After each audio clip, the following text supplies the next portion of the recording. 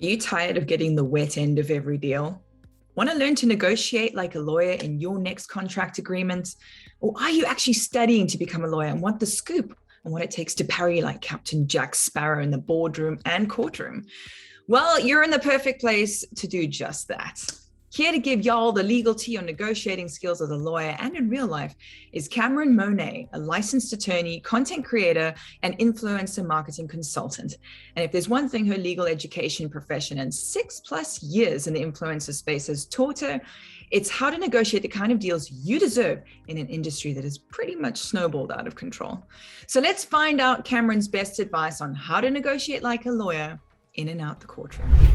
Okay, Kameron, tell me, what does it mean to be a good negotiator and what skills make a lawyer or anyone really an excellent negotiator? Absolutely. For me, negotiating, it starts in your mindset first. I go into it thinking like, okay, I know we're going to negotiate. How can I address this in a positive way? A lot of times what makes us so nervous about negotiating is we think it's a negative thing. We think, oh no, they came back with a lower offer, or they didn't accept. All of a sudden it's a problem, when really we're now in the negotiating game and now it's fun. And now we know we have a healthy business practice. So I always say, start with your mindset and go in with a positive attitude. And I suppose it helps starting out knowing what you want and then also, not being afraid to parry with the other person. Absolutely. So knowing what you want and not being afraid to adjust if needed. So right. Let's say they come with a higher number than you expected. Don't lowball yourself, go with it, go higher. Don't be afraid to adjust and adapt during the conversation of negotiating, for sure. Okay. Awesome. So what are the various ways negotiating skills have come into play in your career as a licensed attorney? Absolutely. So many ways. I would even argue before I even got to law school, there was me negotiating between different schools, or we had a higher scholarship at one school. How am I able to pitch that to another school that may have offered me a little bit less? But it's definitely possible to make that argument like, hey, such and such school offered me this. Do y'all have any more? Is there additional budget where we can get a little bit higher so I can attend your school? Even in law school, negotiating with your colleagues, whether it's in class or outside of class, if you're a part of different organizations. I was a part of the national trial team. So it was always a negotiating debate, whether it was like, who's going to have lunch, who's going to bring lunch for practice, or how late are we in practice, or who's going to do the opening or the closing argument, or who's going to ask judge, can we take a break? Because we've been arguing all day long and we are tired from practice. But in a practical sense, once I graduated and passed the bar exam, it starts with the clients. It's me trying to decide, is this client someone that I'm able to actually provide value to?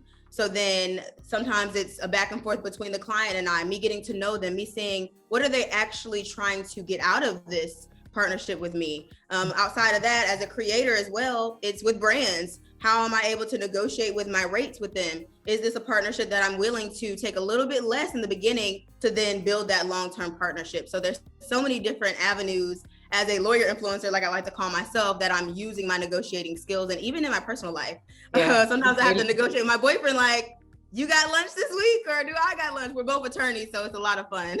That's true. I mean, whenever we hear the word negotiation, whenever I hear it, I think of like action movies with Denzel Washington and stuff like that. But actually, every single day you are locked into negotiating battle with your partner, with your family, with your colleagues, just basically staking a claim to what you want and having those boundaries respected. Absolutely. Yeah.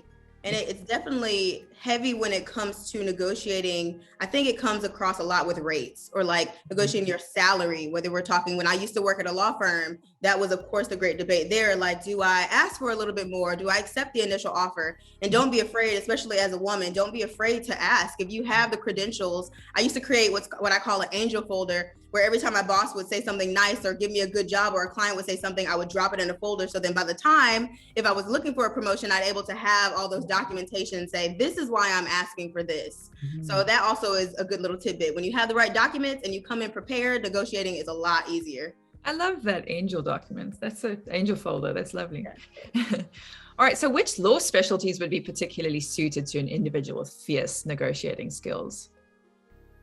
Honestly, I would say all of them, even whether it's environmental law, or you're doing art law or social media law like myself, or business law. At some point, it's always a point of negotiating. Again, whether it's the rates, whether it's the type of contract you need for your business, whether if you're working with two co-owners, every day is a negotiator. You want Right. to make sure everyone is on the right foot, because at the end of the day, no matter what the negotiating is about, whether it's going to get brunch with your friends or something more serious like deciding what's our next business move in our partnership, you want to make sure it's a mutual benefit. You want to make sure both parties go into knowing, okay, I might not have got everything I wanted, but I did get a little bit more than the initial. So that's kind of how I gauge, like, okay, when I'm talking to my clients, I'm like, I understand this isn't the rate that you initially wanted, but it's much higher than they initially offered. So both parties had to sacrifice something in order to find that mutual benefit. Yeah. Okay, so now let's look outside the legal profession. I think it's really important for everyone to have some negotiating skills, as we've been talking about, whether we're using it to get what we deserve from the people in our life or to establish boundaries in our professional relationships. Well, can you talk a little bit about how negotiating skills come into play in non-legal professionals' life?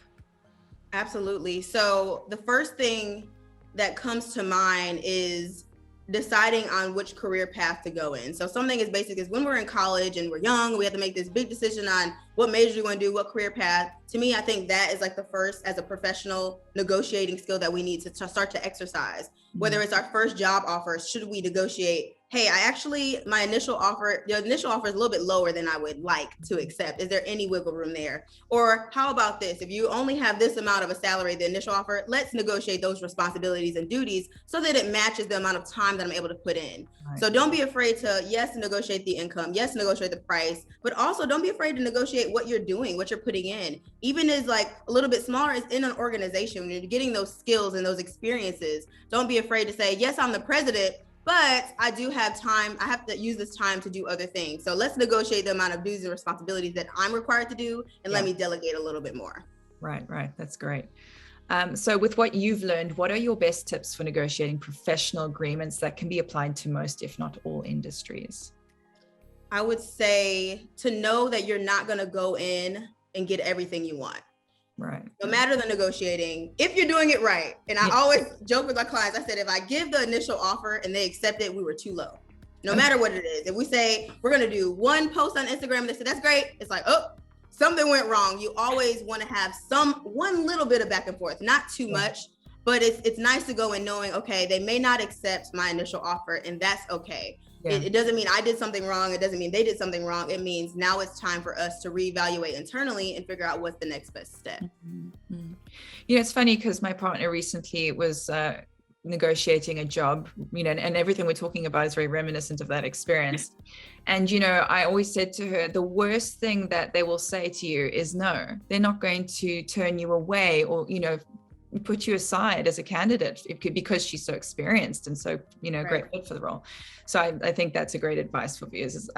Like the worst somebody will say is no, and then counter. So don't be afraid to overshoot what's, the baseline that you think they'd be willing to accept. Absolutely. And my motto is what's for me is for me. So I try to tell anyone I'm working with, their personal life or professional life, that no matter what happens, what's for you is going to be for you. So just go for it. Go for it. You never know. They may even go higher and say, you know what, that was better than what we expected. So just go for it. Amen. All right. So how might somebody actively work on and improve their negotiating skills without having to sign up for formal training or anything like that? I would say test the boundaries in small things. If you're at a restaurant and we all have been there, we get our meal and it's not what we really wanted. We try something new. Don't be afraid to just ask, is there any way I can substitute this for something else? Those small things is scary, but imagine if you can overcome that, you can overcome when you're sitting in the boardroom with 5 of your colleagues trying to explain to them why you're not doing that responsibility because it's not within your salary range. So if you do things like at a smaller level, so I try to do that in different things, or ask a lot of questions that make you feel uncomfortable. That is also a form of negotiating, because it's just a conversation at first. Then it becomes the back and forth of, this is what I want, this is what you want, this is what I want, this is what you want, this is what we can agree to. So just test the waters and try out on small things. That's what I say.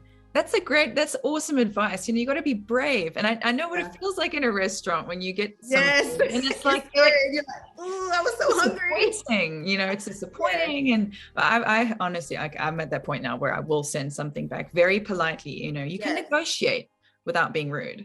Exactly. And I love that you brought that up. Be nice about it. It doesn't have to be hostile. Just because we don't agree on something, and this goes with anything, just because you don't agree with something doesn't mean now all of a sudden we're at odds. We're still on the same playing field. Let me hear you out. Let you hear me out, and let's figure out what we can do about this. Right. Awesome.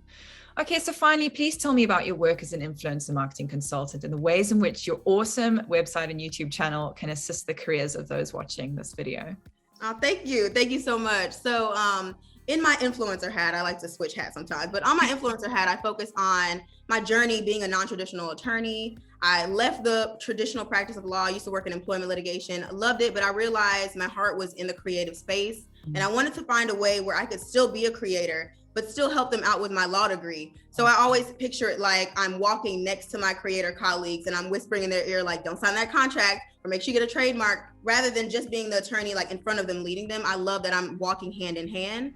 So that's what I like to talk about on my social media. Of course, fashion and beauty, because I want to show the behind the scenes of being a lawyer in general. I think the legal profession seems like this scary, like uptight thing, and we have a good little time. So I try to keep it key on the social media streets so that they know, like, we're just humans and that's just our career. We're approachable. And I also think that it becomes valuable when people do want to work with me, because I have the relatability factor. Right. That is like my number one thing I always want to keep, is being relatable and being honest and being genuine about everything I present. So to work with me, I work with various different clients. It's not just influencers, it's not just creators, it's entrepreneurs as well. I have model clients, I have news reporter clients, I have influencers and everything of that nature, various different niches as well. I mainly focus on contracts, but with social media law so new in the legal industry, I've been kind of dipping and dabbing into other things to figure out what's the best method. I'm actually revamping Creatives Law Library, which is my newest business, where I'm really going to be basically creating a resource database for creators to be able to come for quick information, whether it's how to negotiate, whether it's industry updates, whether it's definitions, whether it's legal help. So that's what I'm working on right now. But in the meantime, in between time, you can check out CameronMonet.com and book a clarity call if you're just kind of confused on what you may or may not need as far as a contract, or as far as on your website policies and procedures and your disclaimers that you may need. You can book a call and we can talk all about it. I also offer contract consultations, so I can review a contract, draft a contract, go over some terms in a contract to make sure that you're set so you can negotiate and get the rate that you deserve. Everybody needs a lawyer. Yes, please. Especially you don't need one until you do, and then it's too late. And we're exactly. And then the last thing you want to have to do is try and vet different people. And oh my God, who can help me? And then you probably end up with somebody who's just not suited to your industry. And it gets more and more expensive the further you wait. So if you get it in the beginning, like, I got this contract, I have no idea what it means, don't sign it. Because just because you don't know what it means, somebody does, and they're going to use that against you if you're not aware. And I mean, now that we're all working from home, contract-based freelance, girl. Yes, it's at an all-time high, and people are getting just. I'm not against, the commercial contracts. They're not my favorite because you can't guarantee they're attorney drafted. And that's on any of them. Any website you can think of, and people are thinking of names, all those you cannot guarantee they're attorney drafted, which is why myself as an attorney, there's so many other attorneys navigating the space of contracts and social media law and influencer marketing. Try to get an attorney drafted contract, and I will be having them on my website once it launches, finger crossed, into September. Awesome. Well, thank you so much for speaking to me today, Kameron. This has been awesome and so helpful. I really appreciate it. I'm glad to help. Thank you for having me. So there you have it. The best advice on negotiating like a lawyer in and out the courtroom, according to the wisdom of licensed attorney and influencer marketing consultant, Kameron Monet. Now, if you want to learn more about this inspiring woman and the excellent advice she has for young and particularly female professionals, check out her website and YouTube channel. Details provided below. If you're in law school or preparing to take the bar exam, you should really get Brainscape certified MBE flashcards in your corner. This collection contains over 2,600 adaptive flashcards that will drill you on the key concepts you'll probably find in big bar review courses like Barbary or Themis, but condensed down to a super efficient flashcard format that helps you study more efficiently with spaced repetition.